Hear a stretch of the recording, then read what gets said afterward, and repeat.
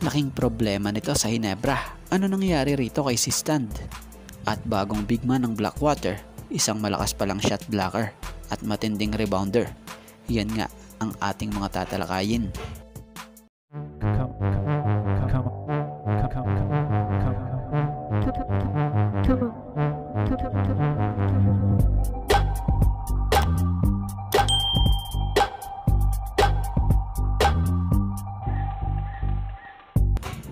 Ang Blackwater Bossing nga ngayon ay patuloy sa pag-rebuild ng team upang patuloy na makapagpalakas pa. Kung natatandaan nyo, bago mapapirma ng Bossing, etong 6'8" new big man na si Clifford Hopia ay una nang pinapirma ng Bossing etong sila James Kwekoteye and Archie Concepcion na mga rookie rin. Mabalik tayo sa bagong big man ng Blackwater Bossing.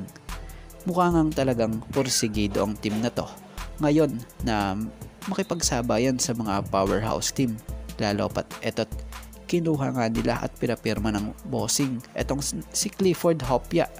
Isa nga po itong former champion player dito lang kakatapos na NCAA kasama ng San Beda. Batay nga sa report, pumirma ito ng 2-year deal at inaasahan na mapapalakas ni Hopia ang team, especially sa frontline na maaaring maging katulong nila Troy Rosario and Ato Lar. Siya nga pala, sa ngayon or sa mga hindi pamilyar dito, eto ngay nakapaglaro na sa TNT Tropang Giga nung nakaraang bago ang PBA draft. So sa PBA on tour, napakaganda nga po ng larong pinakita nito rito. Kita na rin naman sa kanya na handa na rin siya talaga para sa PBA. At alam nyo ba, after ng on tour nung dumating yung PBA rookie draft, nito lang, ito'y kinuha agad noon ng Blackwater Bossing bilang 26 overall pick. At ngayon, si Clifford Hopia ang pang-apat na rookie na pinapirma ng Blackwater Bossing. So bago nga po tayo magpatuloy, baka naman po pwede makahingi kahit isang like lang, at kung di naman po nakakaabala, kahit subscribe na rin po. Maraming salamat po. So proceed na tayo. Kung tutuusin na sa estado ngayon ng Barangay Hinebra, nasa alanganing standings na nga sila at may isa nga ring manlalaro na maraming nakapansin sa dalawang magkasunod na laro kontra Phoenix at SMB. Ito'y para na lang naglaho.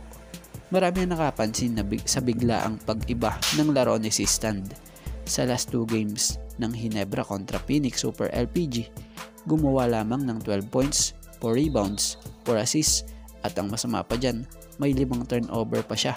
At kontra SMB naman, gumawa lang ito ng 4 points, 7 rebounds, 2 assists at 2 turnovers. Kaya naman di na tayo magtataka kung bakit gano'n na lang. Karaming fans ang nagulat sa nangyayaring ito kay Sistand. Dahil sa hindi naman ganito talaga ang laruan ni Sistand Ang dami ba naninibago?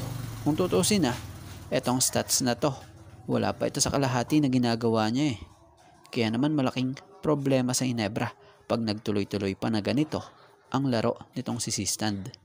Dahil hindi nga sanay ang Hinebra na butas ang kanilang frontline So kailangan na din talaga na bukod kay Sistand, maging maganda na ang ipakita ng Hinebra at makakuha na ng panalo sa mga susunod nilang laban. At mabalik tayo kay Sistand dahil kung tutuusin, si Sistand rin ang isa talaga sa pangunahing local scoring ng Gins na pinagkukuhanan, especially inside the paint. Kaya naman, abangan na lang natin kung paano ito masusolusyonan nitong si Coach Tim.